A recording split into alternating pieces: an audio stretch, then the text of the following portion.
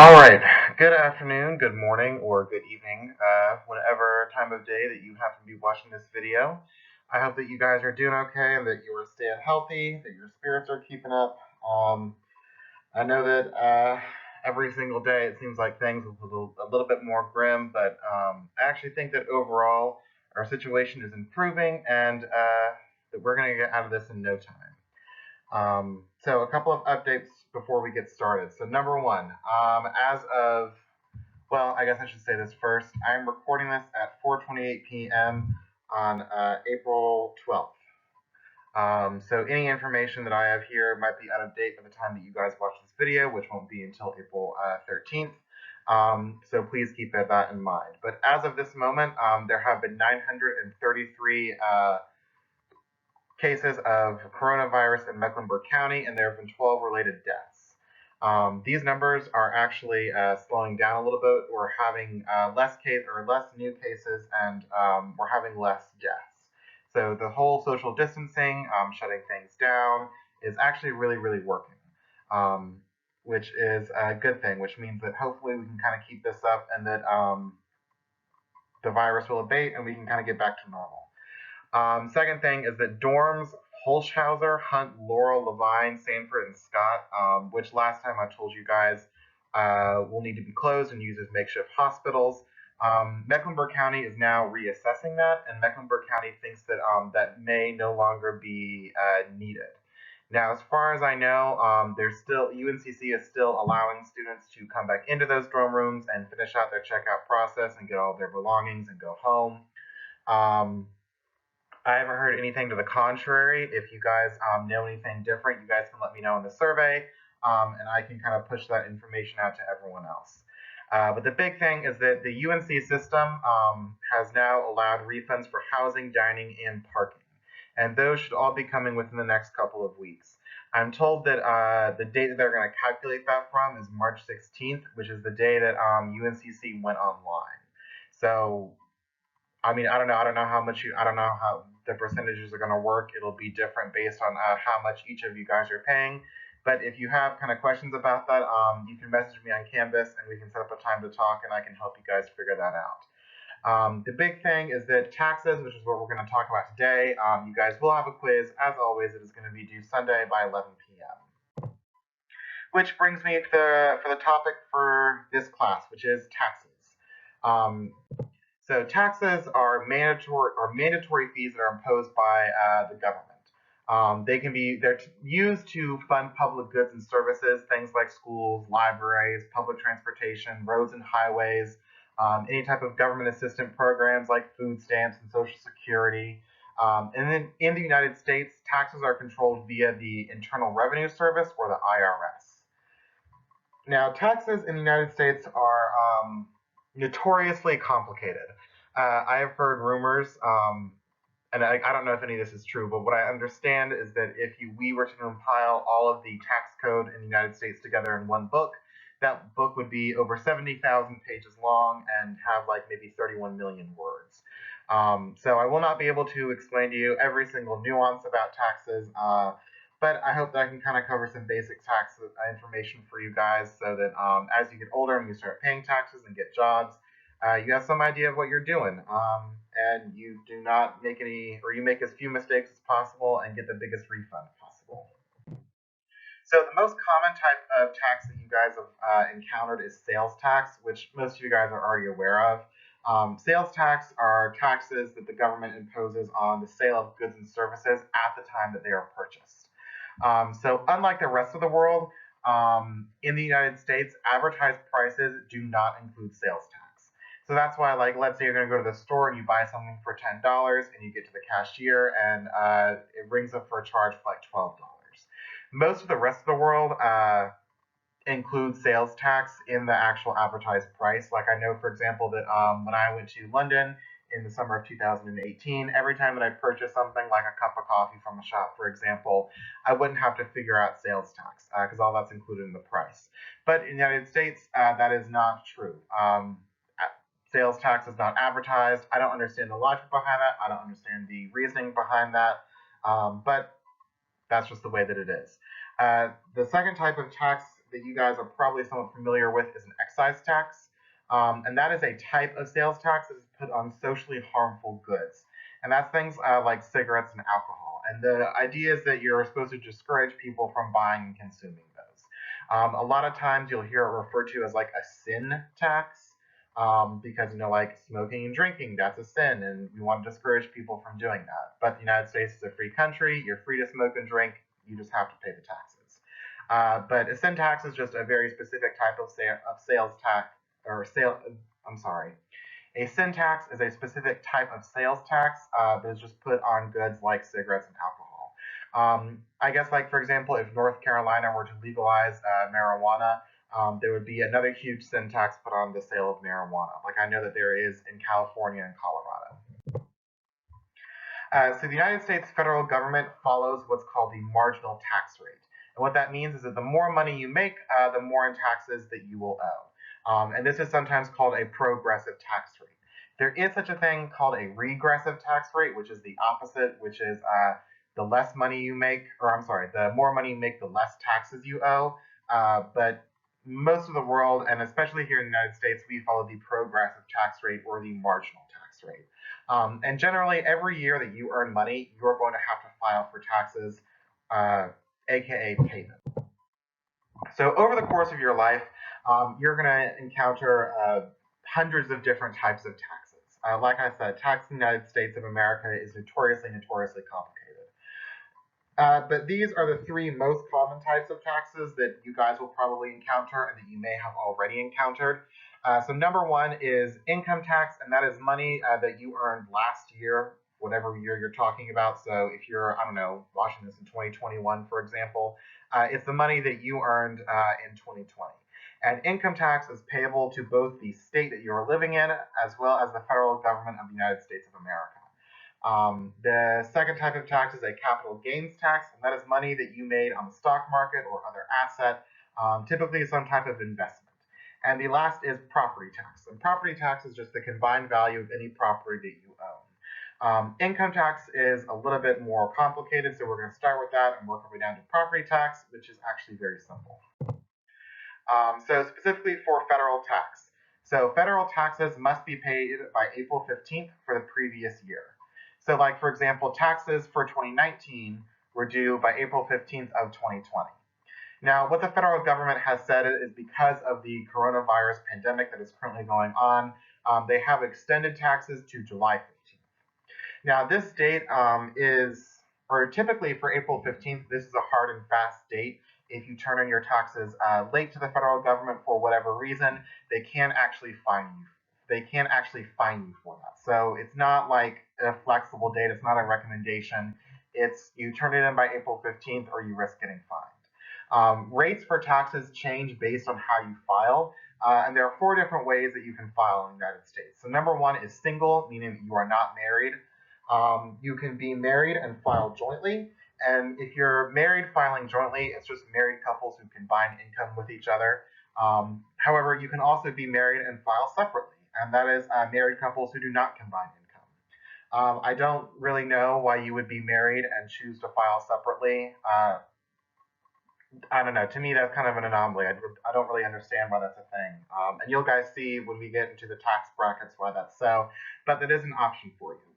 You can also file as head of household, which applies to individuals who are considered single but provide more than half the support for a child or for multiple children. So here is the federal tax bracket for 2019. So tax brackets will change from year to year. This is different than it was for 2018, and this is different for what it will be for 2020.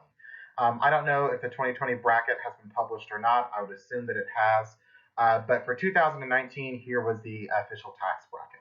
So like, for example, you can see, I don't know, like let's say that last year you made $40,000. So $40,000 is right here. It falls between $39,000 and $84,000. So if you're single and you made that much money, you pay 22%. Now, if you are married and filing jointly, and the two of you guys together made $40,000, that actually falls here in the 12% bracket. So that's why if you get married and you file jointly, you can actually save money on taxes. You guys have probably seen like things in movies or books about like, oh, we should get married, and that way we can save money on taxes.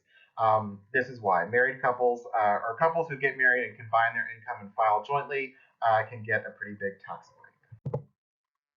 So based on this information in 2019, if you were single, and you made $40,000, you would owe 22% of your federal tax, or 22% of your income to federal taxes. And 22% of $40,000 is $8,800. So that is how much money that you would have to pay in taxes to the federal government of the United States of America. Now, specifically looking at state taxes. So unlike the federal government, most states have a flat tax rate for income taxes, and that means that everyone pays the same rate regardless of income. It doesn't matter if you made $2 last year or if you made $1 million last year. You will pay the same rate in taxes. So North Carolina currently has a flat tax rate of 5.499%. No, I don't know why they didn't just make it 5.5%, but for whatever reason they didn't. But that is currently North Carolina's flat tax rate. So looking at here is a map of tax rates, or I'm sorry, state tax rates across the country. You have North Carolina way over here. You can see we're at basically 5.5. You have some other states like California, for example, right over here. They have a really, really high tax rate at 13.3%. New York is pretty high. New York is New York is at 8.8%. Vermont almost at 9%. But you also have some states, or down here, Hawaii, they're at 11%. You have some states like Florida, Alaska, Nevada, and Texas, for example, that actually don't have an income tax rate. So, like, for example, my sister, she lives out in Texas right now. She lives in Austin. When she pays taxes, she does not have to pay a state tax to the state of Texas. She just has to pay taxes to the federal government of the United States of America. Now, I know that specifically in Texas, there are other taxes that are a little bit higher to make up for that fact. But if I don't know where I was going with that. Point is that some states may not have a tax rate at all. So, however, for income tax in general, and this is true for both federal and state taxes, not all the money that you've earned is taxable. And this means that in some instances, you don't actually have to pay taxes on the money that you've earned. And to determine what your taxable income is, meaning the actual amount that you will pay taxes on, to determine that, I'm sorry, I had a really good phrase and I just totally lost it. I apologize, y'all. Well, point is that to determine your taxable income, which is the net amount of income after subtracting all of your deductions, you first have to find your adjusted gross income, or your AGI. And your AGI is gross income after certain reductions or adjustments that you have made, like contributing to certain retirement plans as well as alimony payments. And we're going to talk all about that in just a couple of slides anyway. But that's why it's called your adjusted gross income, because you make certain reductions or adjustments to it. Some adjustments are specifically called tax shelters. I know that your book mentions this, which is why I wanted to just mention it very briefly. And they provide like immediate tax benefits, like having to pay less in taxes with some type of expectation of a future financial return. Your textbook talks more about this, so I don't really want to get into it. And yeah, if you want to learn more about it, the page numbers, whatever, you can go read about it in your textbook if you want. That bullet. Sorry, y'all. I'm kind of tired and out of sorts. All right, so for AGI, step one, you have to find your total income. So you have to find out all of the money that you made last year, every single cent. And typically, income comes from three main sources. So number one, earned income. And earned income is defined as money coming from personal effort. And that's things like wages, salary, commission, fees, tips, bonuses, aka just like a standard paycheck. Like if you guys have a job somewhere, like I have a job at UNCC, I get a standard paycheck. That's an example of earned income. You can also get income from an investment or a portfolio. And that's money that you earn from like dividends or interest in an investment account. Kind of like we've already talked about investing in a mutual fund. Money earned from that could be considered like a portfolio income. And lastly, you have what's called passive income. Now, passive income is money earned from endeavors that require little to no effort on your part. Like, for example, being a landlord. Like if you owned a condo or like a small set of apartments that you rented out, and you don't really do a lot with, maintaining that. I mean, obviously you are responsible for that piece of property, so you do have to maintain it. But it requires very little to no effort on your own part. So some income, there is some income that you do not actually have to report, and it is considered an exclusion or a tax-exempt income. The best example that I can give of a tax-exempt income is that if you are a U.S. citizen and you are working and living abroad, you may not have to pay taxes to the U.S. government. You'll probably have to pay taxes to the government of the nation that you earned money in. Like, for example, if you were living in Denmark and working in Denmark. You might have to pay taxes to the Danish government, but you would not necessarily have to pay taxes to the federal government of the United States. Income can also be tax deferred, meaning that you will pay taxes on it later, like money in a retirement account. And when we actually talk about retirement, I'll talk a little bit more about what a tax deferred income means and what it kind of looks like when you do actually have to pay taxes. So once you have determined your total income and all the money that you have made and subtracted income you don't have to report, you have found your taxable income. And this is the actual money that you will have to pay taxes on. Now again, so step 2 is now you have to make your adjustments. So once you've found out what your taxable income is, your income that is eligible to be taxed, you have to find all of your deductions and your quote-unquote adjustments. So every taxpayer receives what's called a standard deduction from the federal government, and that is a set amount which you do not have to pay taxes on. And this, could change from year to year. It seems like it doesn't really change all that much, but it can absolutely change from year to year. So, like this is what's true for 2019 right here. So if you were single, or if you're filing single on your taxes, your standard deduction was $12,200. If you were married filing jointly, your standard deduction was $24,400, so twice that amount. And that could be updated for 2020. For 2019, this was true. Again, for 2020, it might be totally different, so just make sure that you kind of stay updated on that. You can also take what's called an itemized deduction. So an itemized deduction are other expenses that you can subtract from your taxable income. So itemized deductions are very, very specific, but they can include things like some medical and dental expenses, money lost from theft, money from natural disasters, like for example, if a hurricane came through and destroyed your home, that could be something you could claim on an itemized deduction. Excuse me. You can also claim moving expenses when there is a change in residence associated with your new job that is 50 miles farther from your former home than your old main job location. So that's kind of what I mean by saying that itemized deductions are very so you do have your choice. You have to choose between either an itemized or a standard deduction. You cannot have both when you are making your adjustments to your income. So you have to pick one or the other.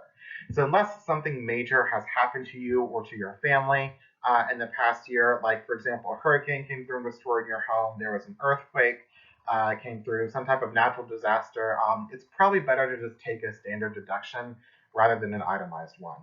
Number one, it's going to be simpler on your part, so it's going to be mean less paperwork and less time and less stress for you, and it's probably just better for somebody in your situation, unless again something significant has happened. So once you have figured out which path you're going to take, either standard or itemized, subtract that deduction from your taxable income, and this is your adjusted gross income.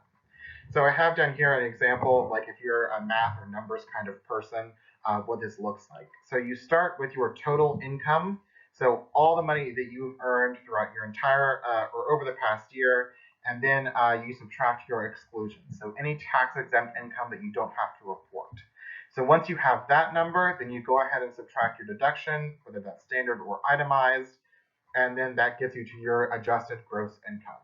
And that is money that you have earned that you will actually pay taxes So in the very, very beginning, when we first talked about like balancing your bank account and making cash flow statements and budgets, this is kind of where keeping and maintaining those financial records really, really come into play. Because if you are really diligent about it and really pay attention and make sure that you are keeping track of all of your income, doing something like this isn't as stressful. It makes it a lot easier on you guys because you can just kind of go back through and look at your digital record, or if you have print records, and see where you earned income for how much it was. Um, if there's any income that you'll be able to, you don't have to report anything that's tax exempt, any exclusions. Um, it can just make it a lot easier for you guys.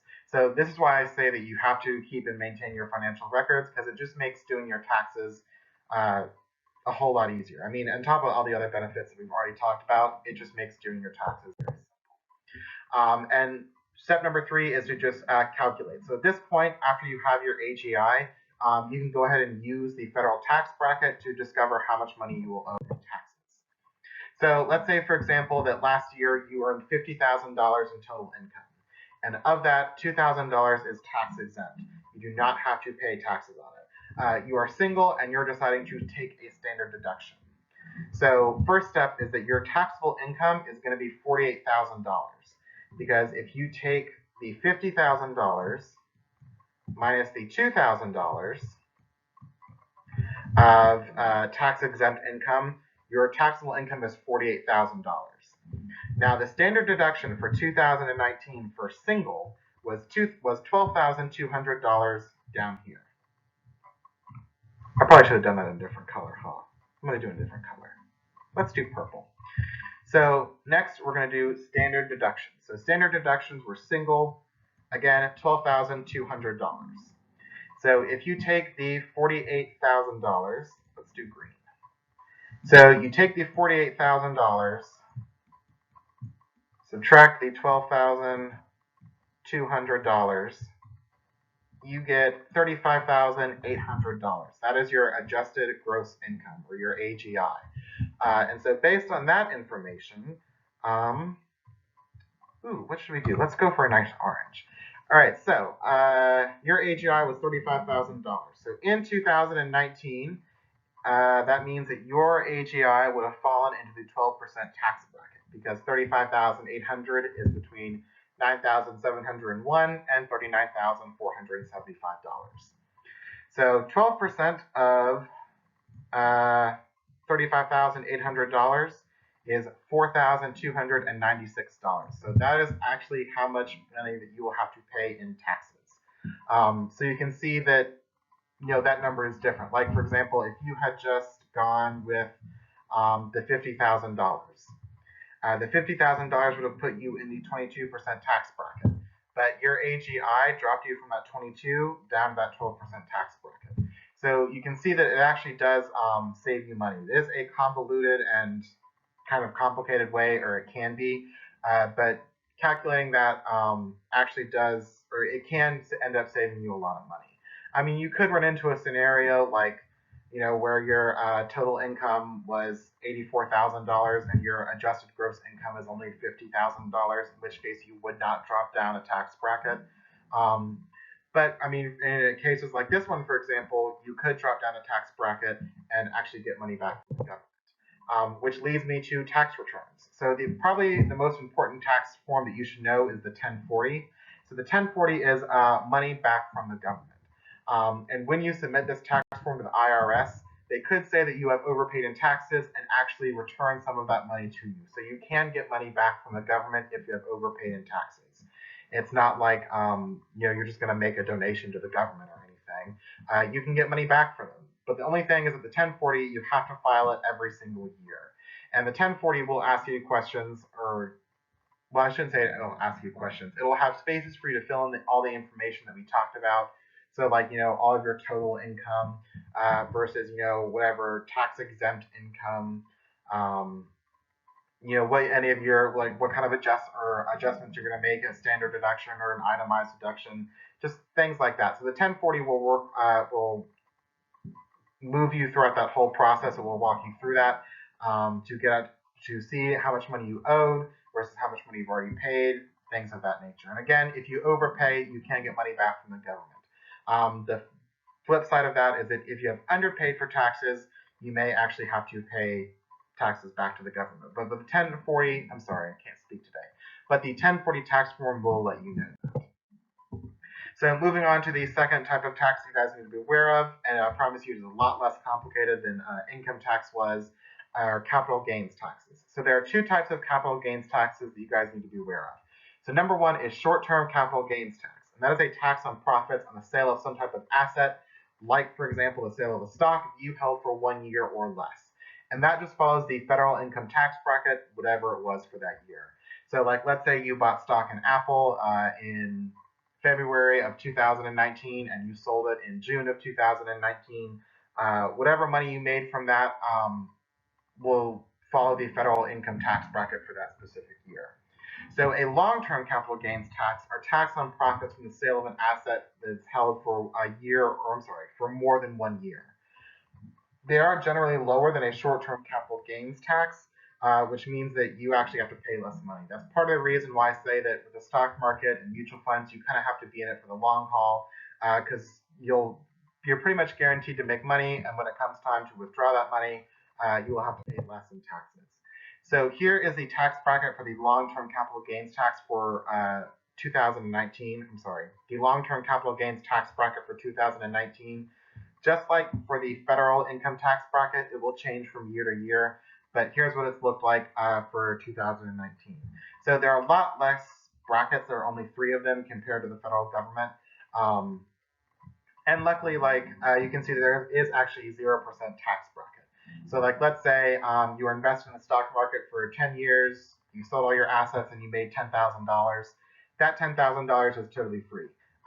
For 2019. You do not have to pay a single cent on that. And again, you can see that married filing jointly, you have a much, much wider range for that 0%. You know, for single, it goes only up to $40,000, but for married filing jointly, it goes up to almost $79,000. So you can actually have what's called a capital loss, which I think we've already talked a little bit about when we talked about investments. But you guys know that a capital loss occurs when you lose money in the stock market or otherwise the sale of an asset. And you can actually claim capital losses as a deductible on your taxes, meaning that you can subtract it from your taxable income like we just talked about a couple minutes ago. So property taxes. Property taxes are probably the simplest form of, or one of the simplest forms of taxes that you're going to encounter. And property taxes are just paid to your local government, like for example, Mecklenburg County. If you're from somewhere like outside of Charlotte, like if you're from, I don't know, Kansas City, then you'll pay taxes to whatever the county for Kansas City is. I don't actually know. But it's primarily based on like houses that you own, including the value of the land that they're on. This is also true for things like cars, things of that. So every year, the local government will send you a paper with how much money your property is worth and how much money you owe. Keeping in mind that this is, or for the property tax rate, it's not the same as a real estate value. I'm sorry, I had a point and I just totally lost it. So the point is that it's not based off of real estate value. It's based off of whatever the local government says your property is worth. Like for example, let's say you bought a car for $20,000, but the local government says, well, that $20,000 car is actually worth closer to $30,000. You're going to get taxed based off as if that car was worth $30,000. It's not based off of like market values, which is all supply and demand. It's just based off of whatever the local government says that your property is worth. So let's say, for example, that you have a $250,000 house on a $50,000 lot. If that house was located in Charlotte, North Carolina, specifically in the 28211 zip code, you would pay about $3,492 in taxes. So every year you would get a bill for about $3,492. Versus if you have that exact same house on the exact same piece of land in Austin, Texas, specifically in the 73301 area code, you would pay almost $6,000 in taxes. And that kind of makes up for the fact that they don't have income tax, like we talked about at the very, very beginning of the PowerPoint. You pay more in property taxes. So even though, yes, like if you want to move to Texas, it's attractive to think that you don't have to pay state tax, but you'd have to pay a higher property tax. But let's say that we take that same exact house, that $250,000 house and that $50,000 lot, and put it in San Francisco, specifically in the 94110 area code, you would pay about $2,049. And again, that's because the income tax there, or the income state tax there, is a little bit higher. Well, I guess technically it's a lot higher, but you have lower property tax. So general tax forms to know, we already talked about the 1040. If you hear anyone talk about like a W-2, a W-2 is just a list of paychecks that you received and for how much. It's the difference between gross and net pay. You have also your 1098, and 1098 is payments that you've made that you could conduct from your taxes, like for example, college tuition. And lastly, you have your 1099, and that is money that you've earned outside your job, like for example, capital gains. Because taxes are so notoriously complicated in the United States, many places will do your taxes for you. This is why we have like accountants and CPAs, for example, because they're so bloody complicated. But because you guys are relatively young, like assuming you guys are right around my age, kind of in your mid to late 20s, or some of you even younger than that, kind of just maybe in your late teens or early 20s, taxes for you should be actually relatively simple, especially if you're keeping and maintaining those financial records. And you actually would probably be able to do your taxes online. Like I know the Intuit TurboTax and H&R Block are probably the two biggest ones that you guys have heard of. I've used TurboTax ever since I started doing my own taxes, and I don't know, I've had positive experiences with TurboTax. I like them, they're pretty good. I think my sister uses H&R Block, and I have a friend who uses H&R Block, and they both say that they really like H&R. So I've heard positive things about them as well, but those are two different companies you guys could look at when it comes time to pay your taxes again for 2020. You can also go to like an accountant and have them do your taxes for you. Typically, it's going to be a little bit more expensive for an accountant to do your taxes, but you don't really have to do that until you get a little bit older and you start making more investments and you start earning more money and your taxes get a little bit more complicated. Right now that you're pretty young, like right around my age, going to Intuit TurboTax or H&R Block should be totally fine. So that actually concludes today's class. It is currently 5 o'clock on the dot where I am sitting. So again, the quick updates, like I've already said, big thing for this week is just to make sure that you guys complete your tax quiz by Sunday at 11 p.m. I know that this lecture was a little bit longer for today. I usually try to keep it right around 20 or 25 minutes. And today we're up to 32 minutes, or almost 33 minutes. So I apologize for that, but thank you guys for sticking with me. Keeping in mind that we are actually winding down with this course. The final exam is going to come up at the end of April, so we don't actually have that many classes left. If you guys, again, have any questions, comments, concerns, any ways that you think that I can improve or something that we can do differently moving forward, please let me know on the survey right underneath this PowerPoint. And I will talk to you guys all on Wednesday. Have a good evening, everyone, or a good morning, or a good rest of your day, whatever time of day you happen to be watching.